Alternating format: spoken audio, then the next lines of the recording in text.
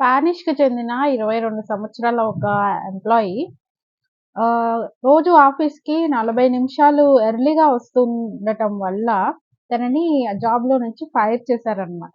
అంటే జాబ్‌లో నుంచి తీసేశారు.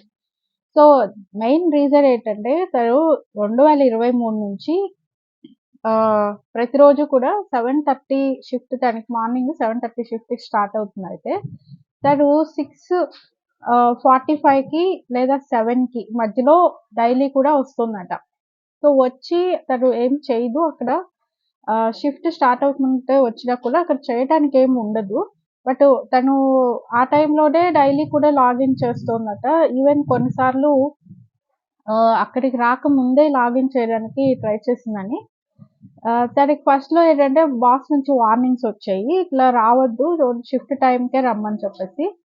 బట్ తను డైలీ అదే కంటిన్యూ చేస్తూ ఉండేసరికి ఏమైందంటే వర్కింగ్ అవర్స్ రూల్స్‌ని ఒబే చేయట్లేదు అని చెప్పి జాబ్‌లో నుంచి తీసేశారు.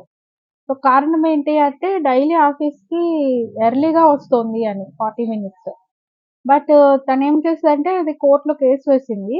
బట్ తర్వాత కోర్ట్‌లో కోర్ట్ కూడా ఎంప్లాయర్ కంపెనీ వారినే వెనకేసుకొచ్చిందనమాట.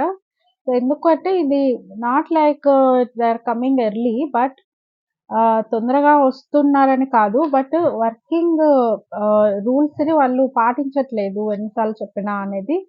అది డిజోబేయింగ్ రూల్స్ కిందకి వస్తోంది అని చెప్పేసి దాన్ని రీజన్ బేస్ చేసుకొని తీసేశారు. సో, తర్వాత తను ఆ విషయాన్ని సోషల్ మీడియాలో పోస్ట్ చేసిన తర్వాత అదొక ఒక డిస్కషన్‌కి దారితీసిందనమాట.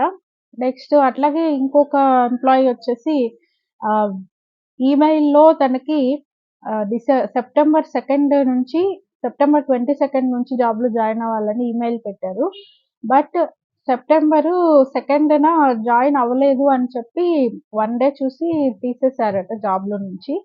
సో, అది కూడా తను రెడిట్‌లో పోస్ట్ చేసిన తర్వాత దానికి బాగా విపరీతంగా రెస్పాన్స్ అయితే వస్తుందనమాట. సో, ఈ ఇట్లా కూడా జరుగుతూ ఉంటాయా అనేసి. అంటే జనరల్‌గా లేట్‌గా వస్తే తీసేస్తూ ఉంటారు కదా! బట్ ఎర్లీగా వచ్చినా కూడా జాబ్‌లో నుంచి తీసేస్తారా అనేది కూడా ఒక చర్చకైతే దారి తీస్తోందనమాట. సో, ఇటువంటి మరిన్ని అప్డేట్స్ కోసం, మరిన్ని విషయాల కోసం మన ఛానెల్‌ని సబ్స్క్రైబ్ చేసుకొని ఫాలో చేయండి. Thank you friends.